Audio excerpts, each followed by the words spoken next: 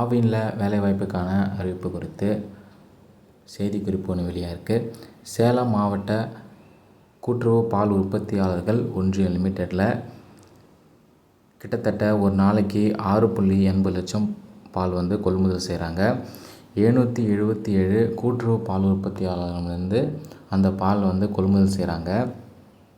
அந்த உற்பத்தியாளர்களுக்கு வச்சிருக்கக்கூடிய கால்நடைகளுக்கு தேவையான வாராந்திர கால்நடை சிகிச்சை, அவசரகால சிகிச்சைகள், கால்நடை காப்பீடு மற்றும் அரசு திட்டங்கள் குறித்து கொண்டு போய் சேர்க்கறதுக்கு கால்நடை மருத்துவ ஆலோசகருக்கு காலி பணியிடம் கொடுத்து வெளியிட்டிருக்காங்க.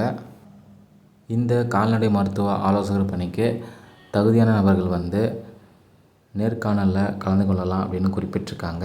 வருகின்ற ஜூன் 18ஆம் தேதி காலை 10 மணி அளவில் சேலம் பால் பண்ணை வளாகம் பயிற்சி நிலையத்தில் தான் நேர்முகத் தேர்வு நடத்த போகிறாங்க. இதில் கலந்து கொள்ளக்கூடிய நபர்கள் தங்களுடைய ஆவணங்களை கொண்டு வர சொல்லியிருக்காங்க. கல்வி தகுதி பார்த்திங்கன்னா BVSC அல்லது AH முடிச்சிருக்கணும். கால்நடை மருத்துவ கவுன்சிலில் பதிவு பெற்ற சான்றிதழ் இருக்கணும் அப்படின்னு இங்கே குறிப்பிட்டிருக்காங்க. தகுதியும் விருப்பம் இருக்கவங்க அறிவிப்பை முழுமையாக படிச்சுட்டு சரியான நேரத்தில் நேர்காணலில் கலந்துக்குவாங்க.